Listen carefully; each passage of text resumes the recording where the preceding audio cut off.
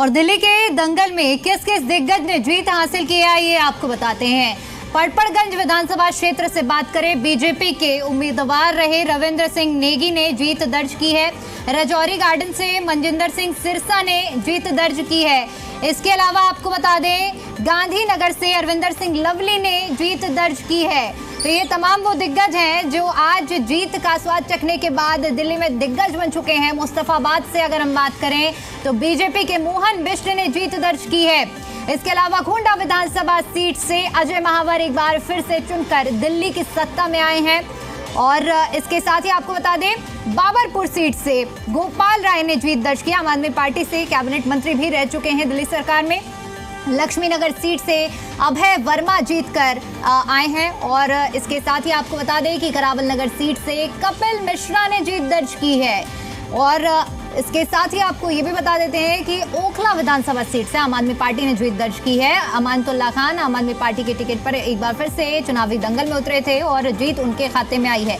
मालवीय नगर से सतीश उपाध्याय जीत कर आए हैं। और साथ ही आपको बता दें कि रोहिणी विधानसभा सीट एक बार फिर से बीजेपी के खाते में गई है। विजेंद्र गुप्ता यहां से जीत कर आए हैं। लोपी भी थे इससे पहले। कालका जी की बात करें तो यहां से आम आदमी पार्टी के लिए राहत की खबर है, जहां आतिशी जीत कर चुनावी मैदान में आई हैं। प्रवेश वर्मा ने बहुत बड़ा मुकाबला जीतते हुए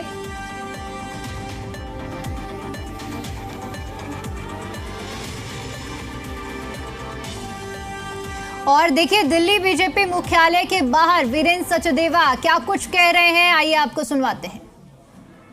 वो आयुष्मान योजना भी हमको लागू करनी है और जिन लोगों ने घोटाला किया है उनका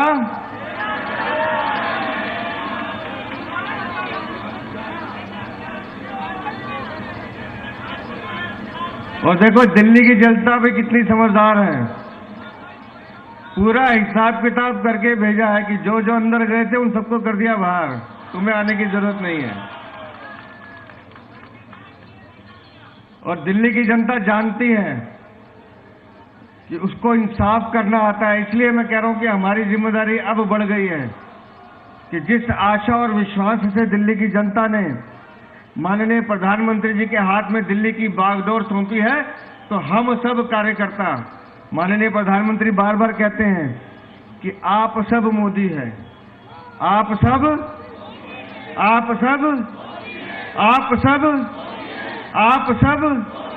तो आप सबकी, हम सबकी जिम्मेदारी है कि हम अपने क्षेत्र में मोदी बनकर काम करेंगे।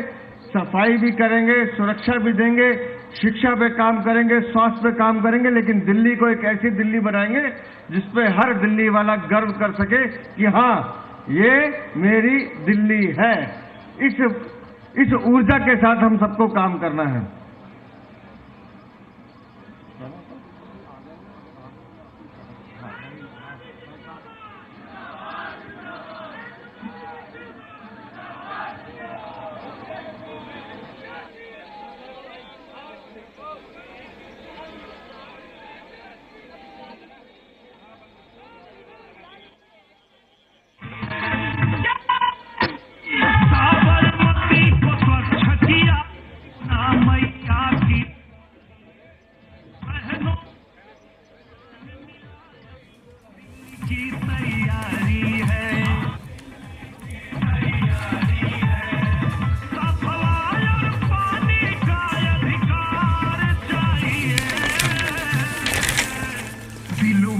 बिल्कुल, तो देखिए तस्वीरें आप देख सकते हैं। बीजेपी मुख्यालय में इस वक्त जश्न का माहौल है। वीरेंद्र सचदेवा आपसे कुछ ही देर पहले संबोधित कर रहे थे और अपनी जीत का जश्न मना रहे थे। कुछ खास मेहमान जो कि लगातार हमारे साथ चर्चा में जुड़े हुए हैं और एक बार फिर से इसी चर्चा को आगे बढ़ाते हैं। स्टूडियो में हमारे साथ निपुण आलम बायन जी मौजूद हैं, पॉलिटिकल एनालिस्ट हैं। एक बार फिर से मैं बहुत स्वागत करती हूँ निपुण जी आपका।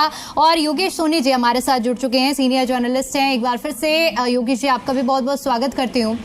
निपुण जी, सबसे पहले मैं आपसे शुरुआत करते हुए आपसे समझना चाहूंगी, आज के इस जीत के बहुत सारे फैक्टर्स निकाले जा रहे हैं, लेकिन बीजेपी ने जो आज ये बम्पर जीत दर्ज की है, इसके मायने अगर समझे जाएं तो क्या कुछ मायने आप एक पॉलिटिकल एनालिस्ट होने के तौर पर बताएंगे? देखिए, एक तो मैं कहूँगा कि जो पीएम मोदी ने कहा कि एक तो इस सुशासन के लेकर कि जनता कहीं ना कहीं एक गुड गवर्नेंस का मॉडल चाहती थी, वो दिल्ली में नहीं मिल पाया, उसको लेकर। और कहीं ना कहीं जिस प्रकार से एक एंटी इन्वायरमेंट था आम आदमी पार्टी के लिए, वो भी क्या था, हार के लिए बहुत बड़ा जिम्मेदार था। और दूसरा क्या था कि जिस प्रकार के वादे हम देखें कि आम आदमी पार्टी ने किए कि हम महिलाओं को 2100 रुपया देंगे। देखिए, बीजेपी भी कई राज्यों में इस प्रकार का वादा की थी और वादा करने के बाद उसने क्या किया था, 1-2 किस्तें महिलाओं को दी थी, लेकिन आम आदमी पार्टी ऐसा दे नहीं पाई। दूसरा क्या था, हम देखें ग्रंथी को देंगे, पंडित को देंगे, मौलवी का 18 महीने से जा नहीं रहा था, आप अगली बात अगली कर रहे थे, तो लोगों ने इन बातों को बहुत सीरियसली लिया नहीं। दूसरा, जब बीजेपी पहुंची जनता के सामने, और जनता के सामने उसने क्या बोला कि जो सुविधाएं आपको ऑलरेडी मिल रही है वो हम आपको देंगे, इसके अलावा हम आपको एक सुशासन का यानी कि गुड गवर्नेंस का एक मॉडल आपको देंगे।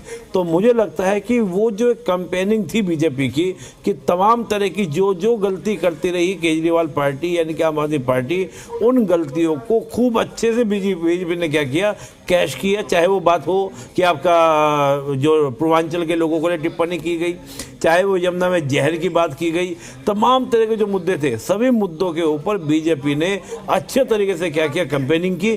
और मुझे लगता है कि सीटों को लेकर भी, एक एक सीट को लेकर बीजेपी ने बहुत ही सावधानी से कैंडिडेट को खड़ा किया।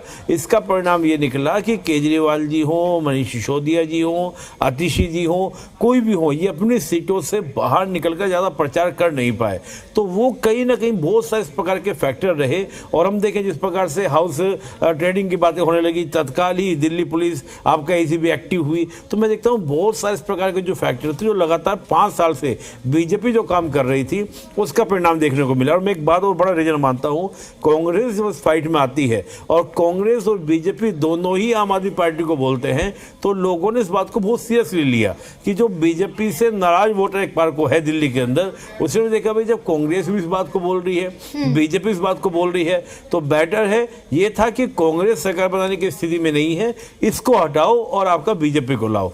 तो मुझे लगता है कि वो एक स्ट्रैटेजी का हिस्सा सब जो कुछ रहा, एक एक सीट को लेकर स्ट्रैटेजी बनाई गई। अब देखिए, जो कहा जाता है कि बीजेपी को मुस्लिम वोट बैंक नहीं मिलता या मुस्लिम का वोट नहीं मिलता, आप देखिए जो मुस्लिम बहुल सीटें हैं वो भी क्या थी, बीजेपी के खाते में आई। यानी कि जो एक बेसिक नीड्स होती हैं, अब मैं देखता हूँ कि जैसे आयुष्मान योजना से परहेज करना आम आदमी पार्टी का, वो नहीं करना चाहिए था। भले ही आप उससे अच्छी योजना लाकर तब आप उसको साइड कर देते, लेकिन आपने 5 साल तक तो लोगों को आपने क्या रखा कि नहीं, हम आयुष्मान योजना का लाभ नहीं लेने देंगे।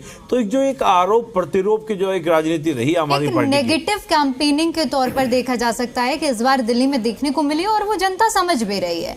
मैं लौटूंगी निपुण जी आपके पास में, क्योंकि आपने बहुत अहम बात का जिक्र किया, कैंपेनिंग और कैंडिडेट। एक नेगेटिव कैंपेनिंग की जब हम बात करते हैं तो ये जनता के बीच में बहुत बड़ा असर पहुंचाता है। योगेश जी, इसी से जुड़ा हुआ मेरा आपसे एक सवाल रहेगा, कैंडिडेट उतारना, लोकसभा चुनाव में हमने देखा कि बीजेपी ने जिस तरह से कैंडिडेट उतारे थे और खास तौर पर उत्तर प्रदेश में इसका बहुत बड़ा डेंट बीजेपी को पहुंचा था। कहीं ना कहीं देखा जाए तो बीजेपी ने इससे बहुत बड़ा सीख लेते हुए, एक मैसेज लेते हुए उसी को हरियाणा में इंप्लीमेंट किया, महाराष्ट्र में इंप्लीमेंट किया, और अब हमने दिल्ली में भी देखा कि इन में जीत बीजेपी के झोली में पड़ी। लेकिन जब दिल्ली में चुनाव हुए, आम आदमी पार्टी की ओर से सबसे पहले 70 सीटों पर प्रत्याशियों की घोषणा कर दी गई। देरी जरूर की इस बार बीजेपी ने, लेकिन ये कहना क्या गलत होगा कि क्या भांप कर, पूरी तरह से नाप तोल कर बीजेपी ने इस बार अपने कैंडिडेट, जिताऊ कैंडिडेट उतारे? देखिए, निश्चित तौर पे ये बड़ा महसूस होने वाला काम होता है कि जब आप किसी सूची की प्रतीक्षा लंबी हो जाती है तो मंथन चल रहा होता है। कई बार ऐसे नाम की भी घोषणा हो जाती है, लेकिन वो नाम बैक करके फिर दूसरे नाम को लिया जाता है। क्योंकि देखिए, यहाँ पर अगर आप दिल्ली के परिवेश में बात करेंगे शिवांगी, तो यहाँ स्थिति बीजेपी के बड़े वर्चस्व की कहानी बीच में सामने आ गई थी। क्योंकि जो दशक भर में जिन राज्यों में कभी सरकार या वोटों प्रतिशत भारतीय जनता पार्टी का नहीं था, वहां तक इन्होंने सरकार बनाई है। केंद्र में देखेंगे तीसरी बार सरकार चला रहे हैं, चाहे इस बार गठबंधन के साथ ही बना रहे हैं। लेकिन आखिर ऐसा क्या था कि दोनों बार दिल्ली के 7 सांसद बीजेपी के, उसके बावजूद भी यहाँ पर विधानसभा में चुनाव जो हार जाते थे, उसके पीछे कई बार मंशाएं, कई बार शंकाएं खड़ी हो जाती थी कि आखिर क्या कारण है। क्या अरविंद केजरीवाल का किला नहीं भेद पाएंगे? क्या इससे पहले भी कांग्रेस का किला भेदने में असफल रही? बीजेपी जो हमने स्पष्ट देखा, तो कई सारी चीजें ऐसी हैं कि इस बार यहाँ पर कदम फूक के रखने वाली बात थी, क्योंकि यहाँ बीजेपी के सम्मान की भी बात थी। तो मंथन और चिंतन के बाद ही टिकट का वितरण होता है, और मुझे लगता है जितनी हमारे पास जानकारी है कि एक दो नाम लेके वापस भी किए गए, फिर उनको दोबारा से दूसरे नामों पे चर्चा हुई। तो शिवांगी, यहाँ तो चीजों को देखना पड़ता है कि आखिर हम जिस ट्रैक पे हम चीजों को कर रहे हैं, क्योंकि उस जो विधानसभा है वह उस प्रत्याशी की क्या स्थिति है, क्या हैसियत वो रखते हैं, कितनी पकड़ वो रखते हैं। तो मुझे लगता है कि ये एक अच्छा बेहतर उन्होंने काम किया है। ये कोई भी पार्टी करती है, इसको हम बीजेपी के लिए नहीं कहेंगे, लेकिन हाँ, भेड़ चाल के साथ या किसी ऐसी उदारता या किसी ऐसी परेशानी या विचलित करके या होके कोई कैंडिडेट उतारना या किसी की ब्लैकमेलिंग की मैं यहाँ से पुराना कैंडिडेट हूं तो मुझे यहाँ से जीत मिलनी चाहिए, तो ये सब ना करते हुए मुझे ऐसा लगता है कि भारतीय जनता पार्टी ने एक अच्छा कदम उठाया और जो कदम फूक के रखने की बात कही वो सामने नजर आई। शिवांगी, बिल्कुल सर, थोड़ा सा करेक्ट करना चाहूंगी, मेरा नाम दीपिका है। खैर, जो आपने मुद्दे रखे हैं मैं उस पर निपुण जी से अब आगे की प्रतिक्रिया चाहूंगी। निपुण जी, आज जिस तरह से दिन भर हलचल चली है, तमाम ऐसे मुद्दे हैं, फैक्टर्स हैं जो कि आम आदमी पार्टी के खेमे में जरूर मंथन का विषय है। हम एंटी इनकम्बेंसी के एक फैक्टर पर बात कर लेते हैं, तो क्या लगता है, क्योंकि एंटी इनकम्बेंसी किसी भी राज्य में हमने देखा कि बहुत बड़ा फैक्टर हो जाता है, और इससे चुनाव से पहले भी हम ये चर्चा कर रहे थे कि क्या आम आदमी पार्टी के लिए एंटी इनकम्बेंसी का फैक्टर है या नहीं हो रहा है, अगर है तो कितना हावी हो रहा है। लेकिन आज के नतीजे क्या कहते हैं कि ये फैक्टर कितना ज्यादा हावी रहा आज के नतीजों पर? मैं मानता हूं कि इसी नतीजे का परिणाम था। देखिए, अगर हम आम आदमी पार्टी के वोट बैंक की बात करें तो आम आदमी पार्टी का वोट बैंक कौन सा वोट बैंक था? मेनली वो वोट बैंक था जो कांग्रेस का वोट बैंक था, जिसमें हम लोग बोल सकते हैं कि आपका जो दलित वोट बैंक है, या हम बात कर सकते हैं मुस्लिम वोट बैंक है, या फिर आपका जो जे कॉलोनी, जो क्लस्टर कॉलोनीज वगैरह होती हैं, वो एक वोट बैंक है। आप उनमें जाएं। आज मतलब मैं चुनाव के समय कई जगह में जाने का मौका मिला, जब मैंने लोगों से बात की तो लोगों का एक बहुत बड़ा मुद्दा था। उन्होंने दो बातों को लेकर इतने परेशान थे, इतने नाराज थे आम आदमी पार्टी से। पहला, पानी का मुद्दा। देखिए, मैं मानता हूं दीपिका जी, आप भी इस बात को समझेंगी कि किसी भी ह्यूमन लाइफ के लिए तीन चीजें बेसिक नीड होती है, ऑक्सीजन, वाटर एंड फूड। दो मोर्चे पे आम आदमी पार्टी बिल्कुल फेल रही, ऑक्सीजन को लेकर और आपका पानी को लेकर। मैं मानता हूं चलिए वायु प्रदूषण एक बड़ा मुद्दा है, उसको लेकर लोगों ने इतना हल्ला नहीं किया क्लस्टर एरियाज में, लेकिन वो पानी को लेकर नाराज से उनका कहना ये था कि आप टैप खोलिए सर, और जो पानी आएगा वो पानी कैसा आएगा, अगर नाली का पानी है उसको थोड़ी देर आप बिठा दें तो जो ऊपर मटमैला पानी रह जाता, वैसा पानी आपको क्या मिल रहा है, आपको टैप के अंदर मिल रहा है। वहीं जो और इलाके हैं वहां पर पानी साफ मिल रहा है, यहाँ पे पानी हल्का मिल रहा है। वो कह रहे हैं कि केजरीवाल पार्टी से उम्मीद नहीं थी कि हमारे साथ ऐसा भेदभाव होगा। एक तो वो ये बात बोल रहे थे, दूसरा हमको पानी खरीदना पड़ रहा है कि पीने का पानी के लिए हमको कैंपर्स लाने पड़ते हैं जो 50-60 रुपए पर डे के हिसाब से लाने पड़ते हैं। तो उस मुद्दे को लेकर एक तो बहुत ज्यादा मुझे देखने को मिला, जगह जगह बात थी। दूसरा क्या था कि जो उनकी गलियां थी, मतलब जैसे बहुत ही कंजस्टेड गलियां हैं, उन्होंने बताया कि इस गलियों के अंदर हल्की सी बारिश होते ही पानी लबालब हो जाता है और घरों में पानी घुस जाता है। कारण क्या था कि जो नालियां वहां पर थी उनकी सही तरीके से आपको सफाई देखने को नहीं मिलेगी, और ये प्रॉब्लम हमको बरसात के दिनों में देखने को मिली कि बच्चे इसी वजह से, जो ट्रस्ट नहीं निकाला गया उसकी वजह से क्या हुआ कि 3 बच्चे आपका डूब कर मर गए। तो जब इस प्रकार की चीजें आपके सामने आती हैं तो ये कहीं ना कहीं पब्लिक को जंग जोड़ती हैं। और एक मैं बात, जो मुझे एक बात लगी, कुछ महिलाओं से जैसे मिलना हुआ, उनका कहना यह था कि अगर केजरीवाल हमको क्या कर देते हैं कि आपको चुनाव से पहले 1-2 किस्त दे देते हैं तो हम उनको दे देंगे वोट, नहीं तो हम नहीं देंगे। तो आपने जो बीजेपी का क्या था कि चाहे महाराष्ट्र की हम बात करें, महाराष्ट्र में वो 1-2 किस्त दे चुके थे। सेट था। हाँ। महाराष्ट्र की बात करें, मध्य प्रदेश की बात करें, वहां ये योजनाएं चल रही हैं और महिलाओं को इसका लाभ मिल रहा है, तो कहीं ना कहीं माइंड सेट हो जाता है। एक महिला के तौर पर वो भी समझ रहे हैं कि जब उस राज्य में दे रहे हैं तो इस राज्य में देंगे। एक बात मुझे बड़ी बात है, पंजाब में इन्होंने वादा किया था 1000 रुपया देंगे। अब पंजाब में इतना समय हो गया, कई साल निकल गए, लेकिन नहीं दिया। उसका प्रत्युत्तर आपको क्या मिला था? हम बहुत सारे डिबेट में बैठ रहे थे तो वो कह रहे थे कि कहा था देंगे, ये नहीं पता कब देंगे। अब तुम लास्ट में जब पंजाब का चुनाव आएगा 3 महीने बढ़ा दोगे, तो ये कहीं ना कहीं दिल्ली की जनता को लग रहा था। हम कह रहे हैं ना कि एक नेगेटिव कैंपेनिंग जो हुई है, जो बीजेपी ने एक प्रेसिडेंट जो सेट किया और उस पर वो आगे बढ़े, कहीं ना कहीं उसका फायदा भी आम आदमी पार्टी को मिला। मैं लौटूंगी सर आपके पास। योगेश जी, मैं आपसे समझना चाहूंगी चाहूंगी, क्योंकि खास तौर पर आज एक बहुत महत्वपूर्ण सीट आम आदमी पार्टी के हाथ से गई है, नई दिल्ली विधानसभा क्षेत्र, और वहां से प्रवेश वर्मा का जीतना। हमने देखा कि चुनाव से ठीक पहले किस तरह के आरोप प्रवेश वर्मा पर आम आदमी पार्टी ने लगाए, व्यक्तिगत तौर पर आरोप लगे थे, लेकिन जाहिर है कि आज के जो नतीजे हैं वो कुछ और ही बोल रहे हैं कि नई दिल्ली विधानसभा क्षेत्र की जनता ने ही उन आरोपों को अस्वीकार दिया है। देखिए दीपिका, मैंने जैसे पहले भी कहा कि जो समय है वो बदलता है और उस बदलते समय को हर एक को स्वीकार करना चाहिए। ये वही अरविंद केजरीवाल थे जो कभी प्रधानमंत्री के समक्ष चुनाव लड़ना चाहते थे, और आज स्थिति ये है कि उनकी एक छोटे से कैंडिडेट के सामने वो हार गए हैं। तो देखिए, जो समय है वो बलवान होता है। बड़े बुजुर्ग भी कहते हैं कि समय के आगे समय की धारा के हिसाब से ही इंसान को चलना चाहिए, और आज यदि वो आम आदमी पार्टी विपक्ष में भी बैठी है तो मुझे नहीं लगता कि वो कोई गलत या कोई बहुत नकारात्मक बात है। देखिए, लोकतंत्र है, लोकतंत्र में जीत और हार लगी रहती है, लेकिन केजरीवाल के स्वभाव और उनका जो निजी एक जो उनके कुछ लोग बताते हैं उनको क्रोध बहुत आता है। ऐसा स्वाति मालीवाल ने भी एक चैनल में सुबह बता दी थी कि उनको क्रोध बहुत आता है। जैसा कि आपने देखा वो उनके समय विपरीत मुहिम चला रखी है, हालांकि उन्हीं की पार्टी से वो राज्यसभा सांसद भी हैं। उन्होंने बताया कि इस तरीके से उनको वो आ जाता है, दरअसल उनके अंदर सहने की जो क्षमता है वो कम हो गई। लेकिन मेरा मानना है कि लोकतंत्र है, इसमें जीत हार चलती है। आप ये देखिए कि आपको कोई सुपड़ा साफ तो नहीं हुआ, आप शून्य पे तो नहीं है, 2-4 सीटों पे तो नहीं है, अच्छी खासी 22-23 सीटों पे आपने जीत हासिल करी है, तो आप उसको लेके आगे बढ़िए। और मेरा मानना ऐसा है कि आप अगर आपको सेवा करनी है, जैसा कि उन्होंने अपने वीडियो में भी कहा है कि अगर हमें सेवा करनी है जनता की, अगर उनको सेवा करनी है तो विपक्ष में रह के भी सेवा हो सकती है, और विपक्ष का काम कोई हल्का नहीं होता, बहुत मजबूत होता है।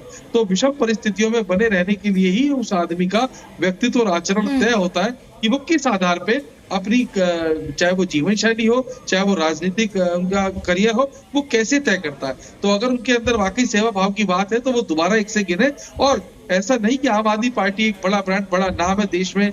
आप किसी, अगर आपको राज्य के मुख्यमंत्री का नाम याद नहीं होगा, लेकिन किसी भी राज्य के जनता को अरविंद केजरीवाल का नाम याद है, जिस तरीके से उनकी पॉपुलैरिटी है, जिस तरीके से उनकी फिर यहाँ पर बड़ा सवाल तो यही हो जाता है ना कि किसी भी राज्य में जब हम जाते हैं तो केजरीवाल मॉडल, केजरीवाल के नाम पर वोट मांगने का काम आम आदमी पार्टी करती है। लेकिन अब जब अरविंद केजरीवाल खुद ही अपनी सीट हार गए हैं तो ऐसे में दूसरे राज्यों में जाना, वहां वोट मांगना, क्या लगता है कि वहां की जनता इन मैसेजेस को समझ पाएगी?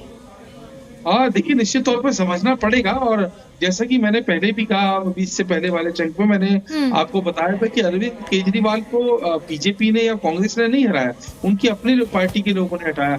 क्योंकि चुनाव से पहले 7 बड़े चेहरों का चले जाना और बाकी लोगों का बागी हो जाना, स्वाति मालीवाल का झगड़ा, शराब नीति, जल घोटाला, तो ये बहुत सारी चीजें ऐसी रही जो केवल 24 से 30 महीने के अंदर ही पार्टी की छवि को बेकार करती चली गई। यदि ये सब नहीं होता, शराब नीति या बाकी अन्य मामले नहीं होते, तो पार्टी की ये स्थिति नहीं होती। मैं ऐसा मानता हूँ कि निश्चित तौर पे आम आदमी पार्टी की सरकार बनती। लेकिन हुआ क्या कि जब कुनबा बड़ा होता है तो उसमें कलेश भी होता है। अब कुनबे के कोई मुख्य लोग नाराज हो जाते हैं तो बड़ी पीड़ा भी होती है। राजेंद्र पाल गौतम के अलावा तमाम ऐसे बड़े चेहरे रहे जो पार्टी छोड़ के चले गए, बाकी मंत्री रहे, उन्होंने भी पार्टी छोड़ी। तो मुझे ऐसा लगता है कि ये एक बड़ा एक जाल सा आया, या समझिए उसको देसी भाषा में पार्टी को नजर सी लगी, या केजरीवाल अपने परिवार को साथ नहीं पाए। बहुत सारी चीजें ऐसे कारण है। दूसरा, उसके अलावा जिस 2 फॉर्मेट पे उन्होंने जीत हासिल करी, फ्री की रेवड़ियां, चुनाव के दौरान वो बातें करके, तीसरी बार भी उन्होंने वही करने का प्रयास करा, बल्कि चौथी बार। तो इस बार लोगों ने कहा कि आप सेम तरीके की बातें करो। हालांकि अब भारतीय जनता पार्टी, कांग्रेस से भी सेम फॉर्मेट पर चुनाव लड़ा, उनसे अपडेट और अपग्रेड करके सारी योजना को बढ़ा के बताया। लेकिन बहरहाल, क्योंकि आम आदमी पार्टी दशक भर यहाँ रह चुकी थी और उसके बावजूद भी यदि उन सब कसौटियों पर खरी नहीं उतर रही थी, वो बड़ा दुर्भाग्यपूर्ण और चिंताजनक और बड़ा परेशान करने वाला मामला सामने आ रहा था। दीपिका, बिल्कुल। और निपुण जी, मैं भी इसी पर आपसे समझना चाहूंगी, क्योंकि आज जिस तरह से हम देख रहे हैं, जश्न की तस्वीरें भी लगातार हम दर्शकों को दिखा रहे हैं कि आज एक तरफ जश्न है तो दूसरी तरफ मायूसी। और जाहिर है कि जब चुनाव होते हैं तो जश्न और मायूसी एक न एक खेमे में रहती है। लेकिन आज के जो नतीजे हैं जो बयां कर रहे हैं कि सत्ता में लाने का काम जनता करती है और सत्ता वापसी का काम भी जनता के हाथों में है और ये जनता ने आज बखूबी दिखाया भी है, क्योंकि इससे पहले के जो ट्रेंड कहते थे कि लोकसभा चुनाव में सीटें बीजेपी के खाते में जाती थी, लेकिन आम आदमी पार्टी पर पूरी तरह से दिल्ली में बीजेपी जो जनता है वो भरोसा करती थी, लेकिन आज पूरी तरह से चाबी बीजेपी के हाथों में सौंप दी है और जनता ने अब ये मन बनाया है कि डबल इंजन की जब सरकार चलेगी तो ये बहाने भी हमें, अभी इससे पहले भी हम इस मुद्दे पर चर्चा कर रहे थे कि भाई अब ये भी नहीं रहेगा कि केंद्र काम नहीं करने दे रहा है। तो अब विकसित राजधानी की जो बात दिल्ली में बीजेपी की ओर से कही जा रही है, आने वाले 5 सालों में उम्मीद करते हैं कि दिल्ली विकास की ओर आगे बढ़ेगी। नहीं देखिए बिल्कुल, और डबल इंजन की सरकार सेंटर में भी, और जो हमेशा आम आदमी पार्टी का रहा एक बड़ा मुद्दा ये भी रहा दिल्ली के अंदर कि एलजी हमें काम नहीं करने देता। तो जनता ये कह रही थी कि एलजी काम नहीं तुम्हें करने देता तो तुम्हें काम करना नहीं आता, बेटर हम एक काम करते हैं उसी पार्टी को बना देते हैं, फिर उसको देख लेते हैं उसको काम करना आता है नहीं आता है, हम आपको क्यों बनाएं। देखिए क्या होता है कि टकराव से नहीं बल्कि सहयोग से, कोऑपरेशन से आप हर बात को लेकर एलजी के ऊपर एलिगेशन लगा देंगे। आप जिस भी मैटर में आपका फेलियर हो आप क्या करेंगे, सेंटर के ऊपर एलिगेशन लगा देंगे। चाहे कोविड में फेलियर था, आपने कहा सेंटर से ऑक्सीजन नहीं मिल रही है, आपका दिल्ली में अगर पानी ज़्यादा है हरियाणा से पानी ज़्यादा आ जा रहा है। हर मुद्दे को लेकर पोल्यूशन की बात हुई है, पोल्यूशन की कि पंजाब हरियाणा जैसी पंजाब में सरकार बन गई, पंजाब खत्म हो गया, फिर हरियाणा यूपी से आपका पोल्यूशन आ रहा है, नोएडा से कंपेयर होने लगा। तो मुझे लगता है कि जो उस प्रकार की राजनीति से दिल्ली की जनता हो गई थी, दिल्ली कह रही थी कि भाई हमने आपको चुना है, ये और अब ये भी तर्क नहीं रह जाएंगे ना कि नोएडा और हरियाणा, क्योंकि हरियाणा में भी बीजेपी की सरकार और नोएडा में भी बीजेपी, यूपी में भी बीजेपी। बिल्कुल। तो दिल्ली मतलब जनता का कहना ये था कि भाई अगर आपको काम करना नहीं आता ये आपकी जिम्मेदारी है। आपने हमसे कहा कि मैं आपको जमुना साफ करके दूंगा, आपको वो एयर पोल्यूशन फ्री करके दूंगा, तो आपको काम कराना, केवल आप ये आरोप लगा के बच नहीं सकते। तो अगर आप बचने का आप कोशिश करते तो हम आपको हटा देते हैं, आप उनको बना देते हैं जो इस काम को कर ले। तो मुझे लगता है कि कहीं ना कहीं टकराव नहीं बल्कि सहयोग का नजरिए रखकर अगर काम करते, कुछ मामलों में कोऑपरेशन करते, कुछ मामलों में टकराव करते, तो मुझे लगता है कि उस तरह से पॉलिटिक्स करते तो ज्यादा बेटर परिणाम मिलते। पॉजिटिव डायरेक्शन में राजनीति होती तो आज परिणाम कुछ और होते। ठीक है।